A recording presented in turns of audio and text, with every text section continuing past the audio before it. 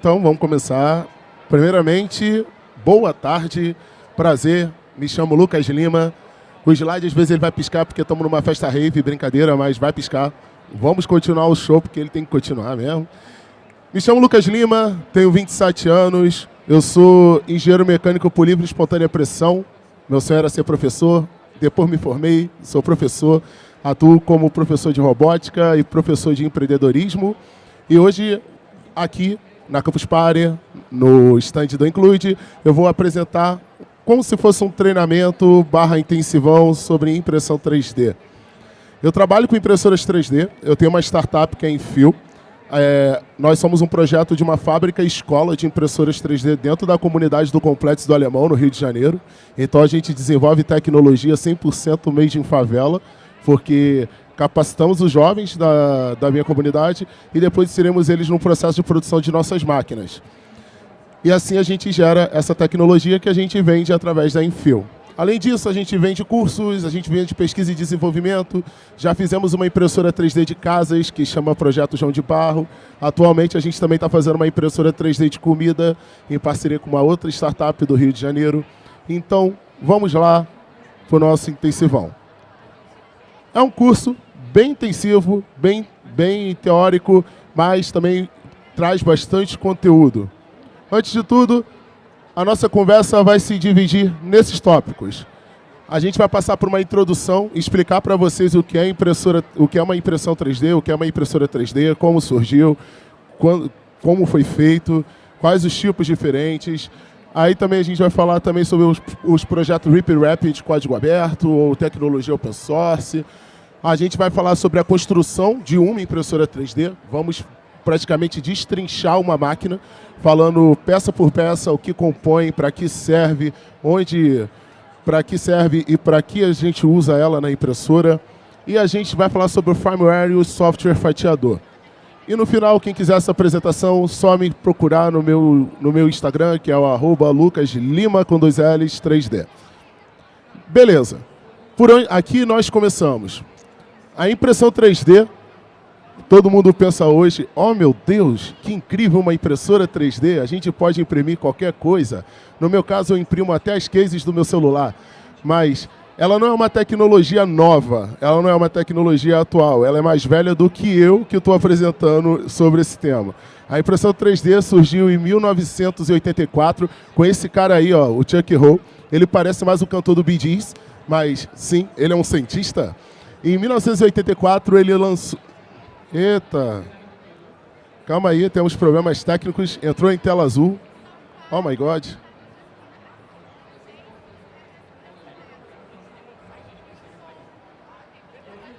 Beleza.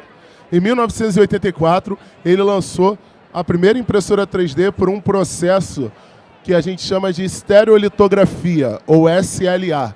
Nada mais é do que a impressora 3D de resina. Ela foi o primeiro tipo de impressora 3D criado. E era um trambolho extremamente grande. A estereolitografia, para quem não sabe, é um processo de impressão que a gente utiliza raios ultravioletas e resina. Nada mais é que o dentista faz na boca de vocês, só que de forma artesanal, e a máquina faz isso com tudo computadorizado. Em 1989, que está ali, mas na verdade é 1986, Lisa e Scott Crump fizeram um novo tipo de processo de impressão 3D, que foi o FDM, que é Depósito de Material Fundido. O FDM nada mais é do que aquela impressora ali vermelha que vocês viram na entrada. É quando a gente pega plástico em filamentos, derrete e a gente desenha camadas sobre camadas. É um processo... Para vocês que são jovens e fizeram o Enem há pouco tempo, nada mais é do que um processo dentro de um eixo cartesiano, x, y, z, onde que o bico da impressora é o ponto médio, é o ponto de referência. E na década de 90, para vocês terem noção, um processo de impressão 3D era algo extremamente caro. Vamos dizer, uma impressora 3D na década de 90 custava em torno de $1 milhão. E na década de 90 era coisa pra caramba. Até hoje é coisa pra caramba, né, gente? Beleza, aqui eu vou falar de alguns principais tipos de impressão 3D.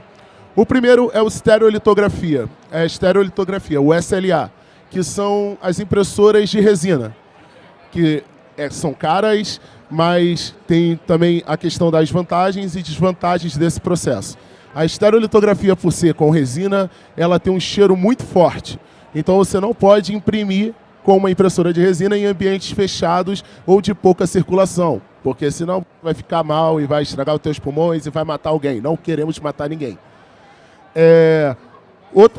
Uma das vantagens é que a impressão sai extremamente lisa e você não tem vamos dizer, você pode fazer impressões muito pequenas, diferente da impressora 3D de plástico. Impressões muito pequenas, como a gente está trabalhando com plástico, ela tende a não ficar perfeitas. Ela vai derreter uma camada sobre a outra e você vai fazer um pequeno cocôzinho de plástico. Não vai dar em nada. Uma outra desvantagem é que você tem um processo pós-impressão.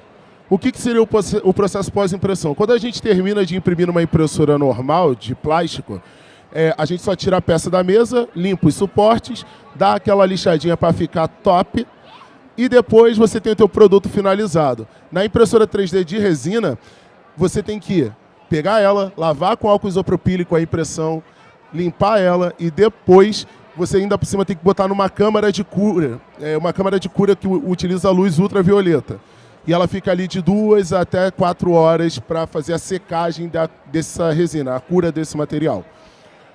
O segundo processo é o FDM, que é aquele processo ali, nada mais é do que o depósito de material fundido ou você pegar um plástico derretido e desenhar camadas sobrepostas. A impressora 3D de FDM, resumindo, nada mais é do que uma pistola de cola quente computadorizada. Você coloca ali o fio e ele vai desenhando essas camadas. O terceiro é o SLS, ou sinterização seletiva laser. Todos esses processos que eu estou falando não vai ser só texto, vamos ter pequenos vídeos mostrando como funciona cada processo. Mas a sinterização a laser é um processo mais rápido, só que extremamente caro. E ela trabalha com polímeros à base de nylon e polipropileno. Então esses polímeros não são filamentos, é pó. Então ele vai ali, faz um jato de pó e depois o laser derrete camada por camada desse pó. Esse processo é muito utilizado atualmente na indústria, porque é um processo bem mais rápido. Depois vem o DMLS, que é a sinterização a laser, igual a outra, só com metal. A Petrobras, hoje, aqui no Brasil, ela é a que mais utiliza a impressão 3D com metal. Então, é o mesmo processo, só que a gente utiliza polímeros com ligas metálicas. E o último é o PolyJet. Nada mais é que uma impressora HP. Realmente, é igual uma impressora HP e ela funciona com plástico derretido. Começando o primeiro processo, a estereolitografia, vocês podem ver que é um tanque de resina e nesse tanque a impressão 3D ela é feita de cabeça para baixo. Ou seja, a luz ela bate na cama, na mesa de impressão e ela vai ali curando o material da mesa até o topo. Esse LCD que fica embaixo ali da mesa é um LCD que ele não é igual ao do celular, ele é um LCD totalmente escuro, ele é uma tela preta e ele funciona de uma forma diferente que quando você faz a impressão, essa tela, ela não fica preta, ela fica transparente só por onde vai passar a luz. E embaixo ali é só um canhão de luz ultravioleta embaixo desse LCD. É um processo muito legal de se ver ao vivo. Esse daí é o FDM ou FFF. FFF é porque tem algumas empresas que patentearam o processo, mas é a mesma coisa. Nada mais é ali, ó, eixo X, Y, Z, e você vai fazendo camada por camada até criar um objeto tridimensional. Esse daqui é o SLS. Ele funciona como se fosse um grande tanque de pó. E nesse pó ele vai passando como se fosse uma vassoura, varrendo camada por camada, e o laser vai passando ali, derretendo essas camadas até formar um objeto. Gente, isso aí é DMSL, tá? Desculpa, eu não tirei o título ficou errado ali. O processo de DMSL é igual ao SLS, só que a gente sinteriza o metal. Então é um processo que utiliza altas temperaturas. Deu para ver que não dá para ter uma impressora dessa em casa, deve gastar luz pra caramba. Ainda bem que lá o laboratório a gente, como é dentro da comunidade, tem um leão, não é um miau. E esse é o PolyJet. O PolyJet é igualzinho uma HP, toda a arquitetura da impressora, só que ali na base, a cama dela, ela vai descendo para dentro da impressora. É um processo muito rápido de impressão. Vamos dizer que esse processo ele é 3 vezes mais rápido do que aquela impressora ali.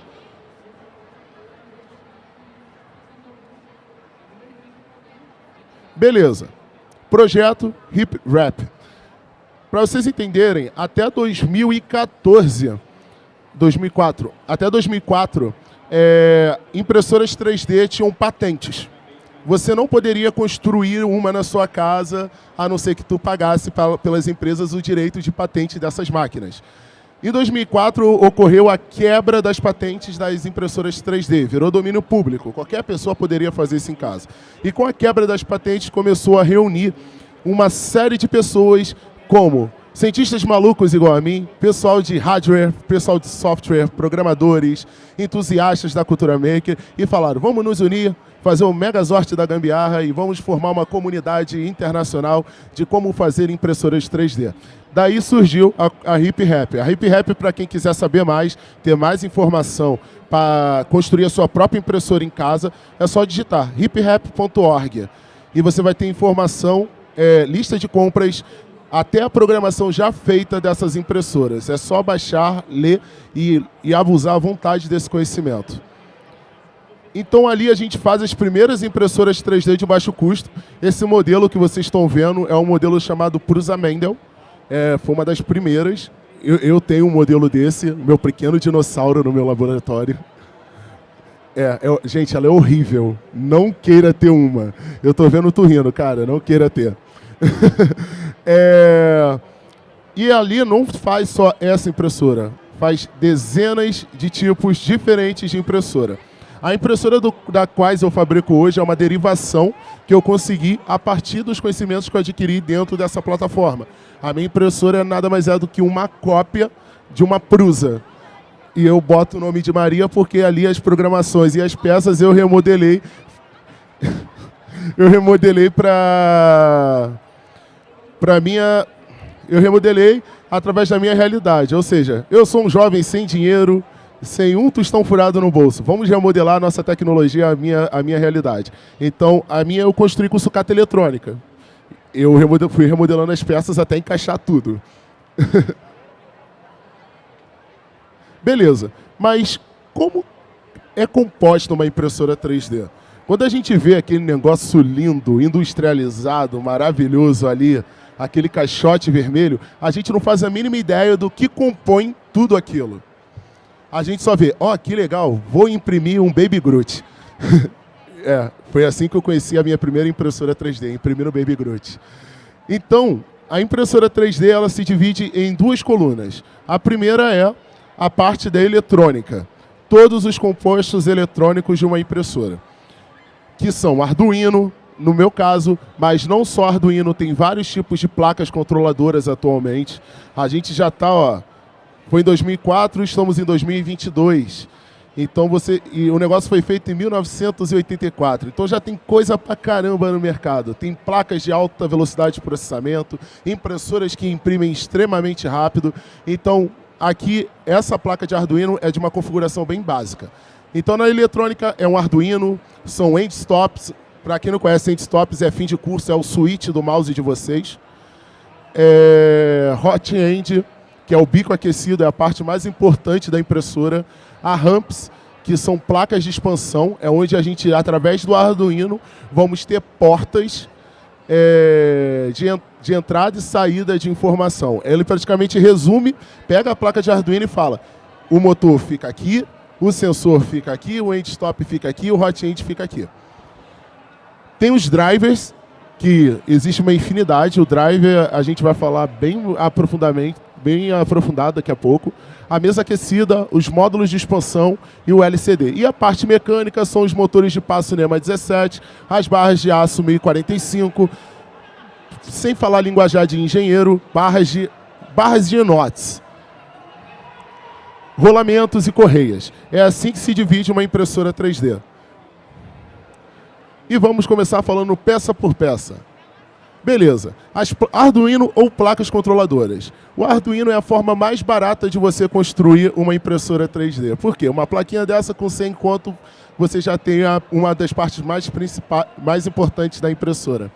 O Arduino, para quem não conhece, é uma plataforma de prototipagem rápida que foi ali produzida nos meados de 2005 por designers italianos.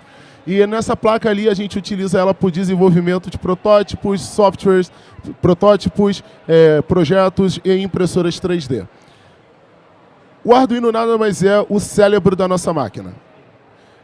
É ali que vai passar todas as informações. Outro tipo de placa controladora, bem antiga, é a Melzi. A Melzi é a placa controladora daquela primeira impressora que vocês viram lá, a Prusa Mendel. A Melzi, ela nada mais é do que um Arduino e uma Ramps, tudo numa placa só. E ali você já tem uma economia de espaço muito grande. Só que hoje ela é descontinuada, tu não consegue achar mais dela no mercado. Tem as mais atuais, que são as MKS, que são de geração 1, 2, 3, 4. A MKS é uma placa de 32 bits. São motores mais silenciosos, impressões mais rápidas e muita coisa a mais que você pode colocar. Sensores de nivelamento da mesa, pode botar ventiladores a mais. Ela tem maior número de portas para você poder criar à vontade, fazer o máximo de upgrades possíveis na máquina de vocês.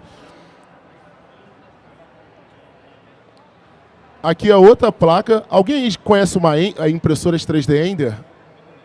Beleza, levante a mão. Bora interagir, meu povo. Aí, ó, micareta. A Ender utiliza esse tipo de placa. A placa da Ender, ela é uma placa super moderna. Ela tem uma velocidade de processamento ultra rápida. Ela aceita telas de LCD, telas touch. Ela aceita tu botar mais do que um bico. Ela aceita de tudo. É uma placa para você extrapolar toda a tua criatividade que você queira fazer na tua impressora 3D. E ela é uma placa de processamento de 32 bits. E as Enders mais antigas têm as placas de 16 bits, como um Arduino. Então, essas aqui são algumas das placas. A Ramps. A Ramps, se vocês olharem bem, ali está marcado ali, ó, a entrada, 12 volts, hot end, o fan, mesa aquecida, motores. Ela é um shield de Arduino. E nesse shield, a gente tem todas as entradas e saídas resumidas para a gente. É melhor do que a gente ficar tentando cutucar aquelas portas do Arduino. Nada mais é do que ela serve para fazer o resumo de todas as entradas e saídas da nossa placa. Ela também ali é muito importante que ela é uma placa que funciona com 12 volts. As placas mais atuais, elas funcionam até 24 volts. Então não conecta uma fonte de 24 volts numa placa dessa. Experiência própria, tá, gente? Não conecta. O negócio não fica legal. Na Ramps, o legal é que vocês podem também botar 2 bicos aquecidos se quiserem, até 3 bicos aquecidos. Imagina, você imprimir com 3 cores diferentes. O legal da Ramps é que ela é um bagulho de guerrilha. Você vai ter que saber programar, vai ter que saber o datasheet dela. Se você querer utilizar ali as conexões para fazer iluminação de LED na tua impressora, dentro da Ramps tem vários tipos de expansão que você pode fazer. Então é uma placa bem prática e bem barata. Então vamos dizer, com R$150 você já pegou o Arduino mais a Ramps e você já tem a metade de uma eletrônica de uma impressora praticamente pronta. Os drivers. Eu peguei só 2 principais. Essa pecinha ela é menor do que uma moeda de 25 centavos. Mas ela não custa, infelizmente, 25 centavos. É cara pra dedéu. Os drivers eles são responsáveis por movimentar os motores da impressora. Os motores de passo, que a gente vai falar mais pra frente, eles não são igual os motorzinhos que a gente utiliza em aulas de robótica. Se eu botar um fio positivo, outro negativo, ele vai ali mexer e girar loucamente. Não. Mano, é isso aí. É desse tamanho. A Ramps, os drivers são desse tamanho. Então, para que servem os drivers? Movimentar os motores de passo. Ele consegue fazer um circuito dentro do chip dele, que vai dizer quantos graus o motor vai girar para a esquerda e quantos graus ele vai girar para a direita. Ele é responsável como se fosse uma ponte H, que vocês conhecem nos Arduinos. Então, existe vários tipos. Eu trouxe os dois principais. O primeiro é o A4988, que é da Palulu. O A4988, ele consegue fazer uma resolução de passo de 1 para 16 avos. Ah, Lucas, o que é isso?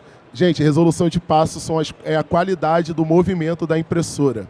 Quanto maior essa resolução de passos, maior vai ser a precisão do teu motor e mais silencioso ele fica.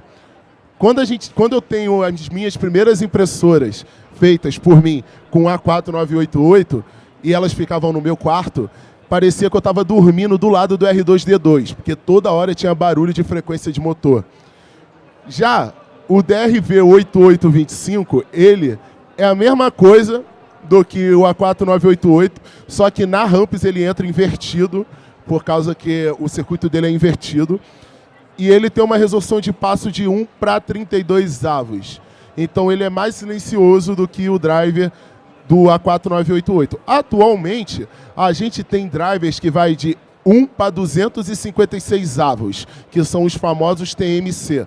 Para vocês terem noção, o TMC ele é um driver tão sofisticado que se simplesmente eu encostar na impressora e o eixo, o bico, sair do lugar, ele volta para onde ele parou. Em alguns drivers, atualmente, você não precisa nem colocar end stop. Ele mesmo faz o final de curso dele.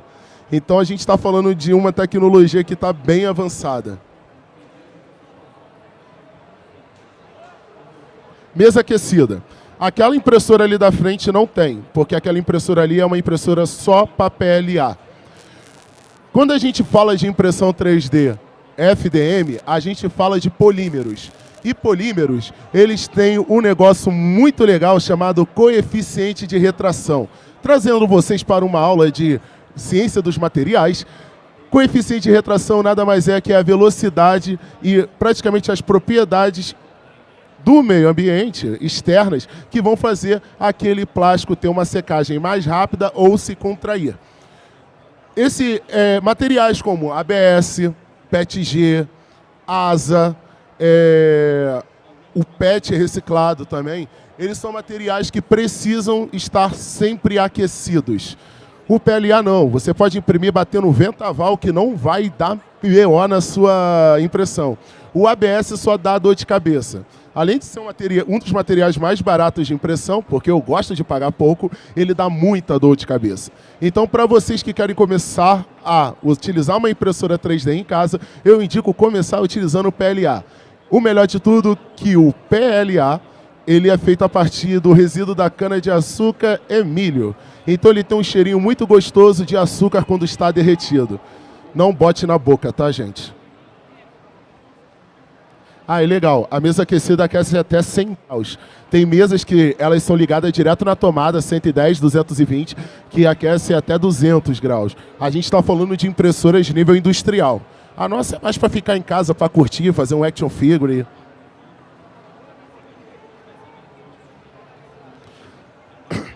Um minuto, rapidinho. Sou filho de Deus. Gente, esse daí acho que é a joia da coroa para quem trabalha com sucata eletrônica. Motores de passo NEMA 17. Para quem não conhece, existem os motores AC/DC, que tu conecta ali a bateria, ele sai rolando ali, ó, malucamente rodando ali o eixo dele. E entrou na rave de novo. Os motores de passo NEMA 17 são motores de alta precisão. Se você botar para ele girar 0,1 graus para a direita, ele vai girar 0,1 graus para a direita. O que também difere é que os motores NEMA 17 eles podem ser unipolares ou bipolares. Gente, bipolar ele não vai ficar pensando, eu sou motor? Não, eu não sou motor. Bipolar, quando eu falo, é quando ele tem somente 4 fios. Ele funciona com 2 bobinas. Os unipolares, ele tem de 5 a 6 fios. Mas eu vou ensinar um macete para vocês. Dá para vocês transformar um motor unipolar num motor bipolar e você vai gastar muito pouco. Oi? Ah, o tamanho? Um tamanho de um NEMA 17 é em torno de 4,2 centímetros por 4,2 centímetros. Eles são motores pequenos. Mas, gente, para vocês terem noção, isso é um NEMA 17. Eu já trabalhei com NEMAs 42. Eles pesam 10 quilos e tem um torque de meia tonelada. São os motores utilizados naqueles braços mecânicos Kukas. São os Remas 42. E eles são bem pequenos e tem um torque de até 4 quilos. Então, para uma impressora 3D, é bem tranquilo de se trabalhar. Mas eu vou dar uma dica para vocês que quando aparecer no meio da sucata de vocês motores unipolares, não se preocupe. Dá para transformar ele em bipolar e fazer uma impressora 3D.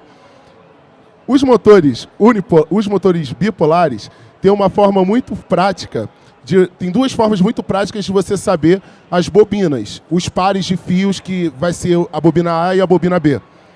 Que é testes de continuidade. Vou testando fio por fio até dar continuidade.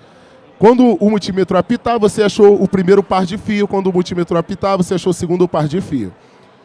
Descarta os outros 2 fios e você tem um motor bipolar. Então, tipo, você pagou bem mais barato no motor. É a malandragem carioca aí ativada. Os endstops. Nada mais é do que aquelas chaves de fim de curso, liga e desliga, que tem mouse, geladeira, micro-ondas, eletrodomésticos, na gambiarra de vocês, nos projetos. Então, tipo, os fins de curso, ele só tem uma única e principal função dentro de uma impressora 3D. Delimitar o limite da mesa, o limite até onde o bico vai andar. Se a tua impressora é de 200 milímetros por 200 milímetros, o endstop ele vai identificar onde fica o ponto zero que o bico vai estar. Então, se você quiser fazer uma impressora 3D de 1 metro por 1 metro, que é linda de se ver e horrível de se fazer, você vai ter que ter um endstop para delimitar essa área. Módulos de expansão. A gente ali na impressora 3D, a gente trabalha com 12 volts, nas mais impressoras comuns. Esses 12 volts, a gente joga uma fonte de 12 volts, 30 amperes dentro da impressora. Então, galera, 30 amperes passando por um Arduino é coisa pra caramba. Então, a gente utiliza os módulos de expansão para proteger o Arduino. Então, de vez de passar os 30 amperes no Arduino, ele passa os 30 amperes no módulo de expansão e o Arduino só dá a resposta quando o módulo tem que ligar ou desligar a energia. Então, ele é uma peça super importante de se colocar nas suas impressões. Se vocês não têm, é bom colocar. Cara, faz a pergunta. É a hora do show. Ele encaminha para o motor apenas para ter a proteção no Arduino, a questão da amperagem? Não, ele delimita só na mesa aquecida ou no bico aquecido. É onde passa a maior quantidade de corrente. Porque a mesa aquecida, ela passa ali 10 amperes. 10 amperes numa resistência ultra fina dentro de uma placa de fenolite, tem um risco muito grande de queimar. Então a gente coloca o módulo de expansão para proteger a placa do Arduino. Porque eu vou te dar um exemplo. Eu tinha no início uma impressora 3D, lá nos meados de 2018, que eu não coloquei módulo de expansão. E ela durou somente 3 anos funcionando. Cara, 3 anos é coisa pra caramba, mas eu sei. 3 anos para dar defeito. A outra que eu fiz logo depois dela, botei módulo de expansão, ela tá aí, ó, desde 2018 sem dar um defeito. Porque a placa dela está extremamente protegida. O hot end, é o bico aquecido, é a parte que eu falo que é a mais importante, que é a nossa pistola de cola quente. O hot end ele é dividido em 3 partes principais, que é o dissipador, que é por dissipação forçada, com uma ventoinha resfriando esse componente. Tem o tubo interno, que é a garganta, e tem um bloco aquecido. E abaixo do bloco temos os bicos, que eles podem variar de 0,4 milímetros até 1,8 milímetros. Mas, gente, não imprima com 1,8, é horrível. Vai no 0,4 e uma dica para vocês, utilizem bicos até 0,6, porque aí vocês ficam safe para poder fazer uma boa impressão. Porque quanto mais largo o bico, mais rápido é o tempo de resfriamento do filamento saindo do bico. Ou seja, o que vai ter coeficiente de retração até PLA não está no gibi. E, beleza, como é que funciona essa peça? Dentro desse bloco, vocês podem ver aqui que tem essa bolinha. Ali dentro tem uma resistência de cerâmica, que ela aquece até 235 graus. Mas você, sendo um bom maluco maker que eu estou vendo aqui nessa plateia, você pode trocar essa resistência e botar para uma que aqueça até 300 graus. Aí você pode trabalhar com um filamento muito legal, que é o filamento feito a partir das garrafas... Alô? Ah, saiu.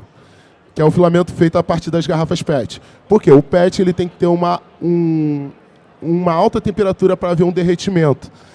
Então, ali nada mais é do que uma resistência dentro de um bloco de alumínio, do cabeçote ou bloco. Beleza. Tipos de filamento. Eu escolhi aqui 3 tipos principais. O primeiro é o PLA. O PLA é um termoplástico feito a partir do bagaço de cana-de-açúcar e milho. É um plástico, entre aspas, verde. Não é verde, gente. Não deixa de ser plástico.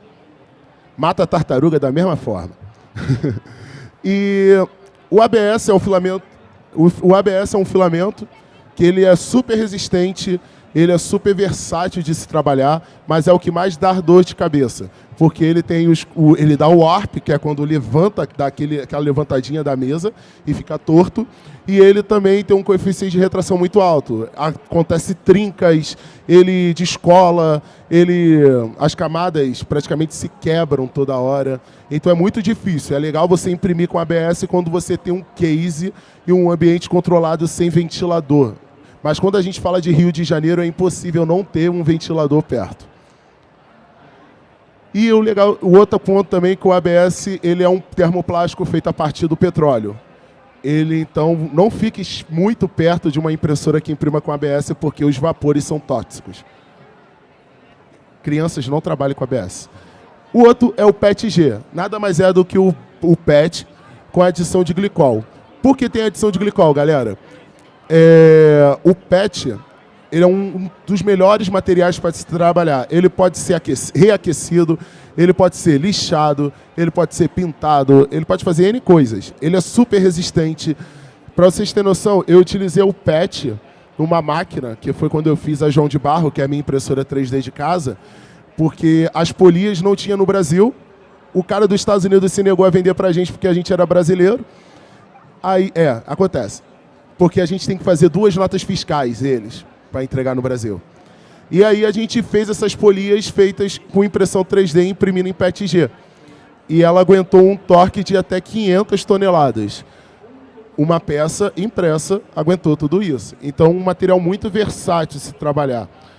E ele aguenta ali tranquilo, 80 graus focados em cima dele. Então, se essa peça vai receber calor, se for uma adaptação para o motor, etc., eu indico sempre trabalhar com PETG ou nylon. Eita ferro. Gente? Voltou. Um outro material também que é muito legal de ser utilizado é o TPE e o TPU. São filamentos flexíveis. Esses filamentos flexíveis ele tem uma característica muito legal, que ele estica até 70 vezes o tamanho dele. É ótimo para fazer capinha de celular, gente. É super macio, é gostoso de sentir depois da impressão, é maravilhoso. E aqui a gente entra no ponto super importante, que é o Marlin. O Marlin nada mais é que é o firmware da tua impressora 3D. Ele é o teu Windows. É o que a gente coloca dentro da placa de Arduino. O melhor de tudo é que o Marlin é uma tecnologia open source de código aberto. Qualquer pessoa pode abrir e fazer N modificações. Tu pode botar a tela de entrada, botar a logo da sua empresa. Tu pode fazer de tudo nesse software. Esse software aí a gente utiliza para impressoras 3D e cortadoras a laser também, e CNC. Então, se quiser fazer uma cortadora de código aberto, chama nós. Aí o Marlin, ele vai fazer, ele é todo na IDE do Arduino, toda a modificação que vocês fazem. E o legal de tudo é que a impressora 3D, através do Marlin, ela funciona através de um arquivo denominado G-Code. O que é o G-Code, galera? Nada mais é do que várias linhas de programação com códigos do que a impressora vai fazer, se ela vai fazer um homing, que é o G28, se ela vai fazer um nivelamento, que é o G29, se ela vai fazer o primeiro movimento, que é o G0. Aí você faz aquelas linhas de código. e você vai ver aquele texto ali. Mas o G-Code ele tem uma característica muito legal, que essas linhas de código nada mais é que as coordenadas que a máquina vai andar. X 235, Y 10, Z 0.5 por linha. Ou seja, ali você vai fazer o desenho. O G-Code é esse tipo de arquivo. É um arquivo muito utilizado não só em impressoras 3D, cortadoras a laser e CN6. Todos eles utilizam o G-Code. Está na Rave de novo. Gente, software fatiador. Aqui a gente está falando do Cura. O Cura também é de código aberto, aceita Mac, aceita Linux. E ele serve, a única função dele é fatiar o arquivo. Lucas, como assim fatiar o arquivo? Não é uma impressão, não é um sólido? Gente, como é que funciona esse software? Eu tenho dois tipos de explicação. Tem explicação muito técnica e tem explicação de gordo. Qual vocês querem? Vamos na de gordo, que é mais engraçada. De gordo. Imagina uma peça de mortadela. Deu até fome. Pega essa peça de mortadela e fatia ela toda. Pega todas as fatias e une. Ainda não tem um formato da peça de mortadela? O software fatiador faz isso. Em vez de eu falar, oh meu Deus, você vai pegar um formato sólido STL, depois vai fatiar linha por linha, etc. Não, bora na linguagem de gordo que é mais engraçado. O Cura ele faz isso. Existe somente o Cura no mercado, galera? Não. Existe o Cura, o Slicer, o Prusa Slicer, o Repetier, que é um pesadelo de se mexer. Tem o software, eu descobri hoje que a impressora daqui é de código fechado, tem o tal do Flash Print, que é daquela impressora ali, da FlashForge. Tem o software fechado também da MakerBot. Tem N software fatiadores. Mas o mais utilizado no mundo é o Cura. Eu indico sempre o Cura porque o Cura hoje ele é em português. É que eu sou bem leigo nisso, mas qual a diferença de software aberto e fechado? Beleza. Software fechado. O software fechado ele é feito somente para aquela máquina, para a máquina daquela empresa. É o que nem aconteceu hoje. O Alessandro ele tentou fatiar no Cura uma imagem, um STL, botou no pendrive e botou naquela máquina. Aquela máquina não leu o arquivo. Por quê? Ela só vai ler o arquivo da marca dela. Ou seja, a FlashForge só vai reconhecer arquivos pelo software da FlashForge. A MakerBot só vai reconhecer arquivos pelo software da MakerBot. E assim por diante. Impressoras como a Ender, que é quase todas da Creality, da Anycube, da Photon, e aí vai, elas são impressoras abertas. Qualquer pessoa pode fazer uma modificação nela. E o software aberto, ele se adapta para essas modificações. Vou te dar um exemplo. Quando a gente bota aquele nivelamento automático, aquele sensor de nivelamento automático, aquilo não é de fábrica. Só que quando você pega uma impressora que é aberta e joga no Cura a linha de código de nivelamento automático, o Cura vai reconhecer. Em outra impressora de código fechado, isso seria impossível. Você não conseguiria mudar as linhas de programação. No Cura você consegue. Deu para entender mais ou menos? Valeu, meu jovem. Beleza. Aqui está referências bibliográficas. Agora eu vou abrir para perguntas, então perguntem bastante, que eu sou professor e gosto de pergunta. Então, alguma dúvida? Gente, alguma dúvida, pelo amor de Deus. Ó, temos um jovem ali com pergunta. Isso é bom, gente. Isso daí é bom porque ele vai incentivando os outros. Vou aproveitar a sua expertise e o dólar está muito caro, está tudo muito caro.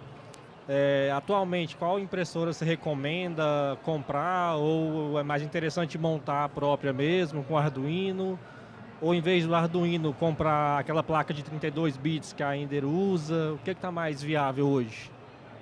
Beleza, boa pergunta. É mais viável hoje eu construir minha própria impressora ou comprar uma impressora já feita?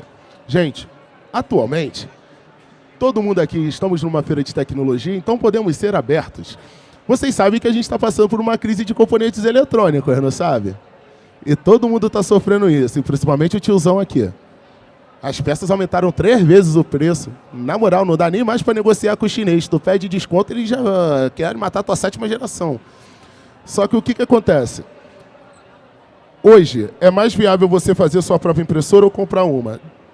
Sim e não.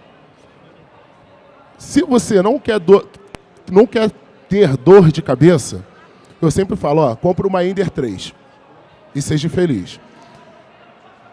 É isso, entendeu? Quer comprar? Compra uma Ender 3 para você começar. Você quer realmente aprender tudo de uma impressora 3D? Ter as dores de cabeça, ter todos os problemas do mundo? Faça.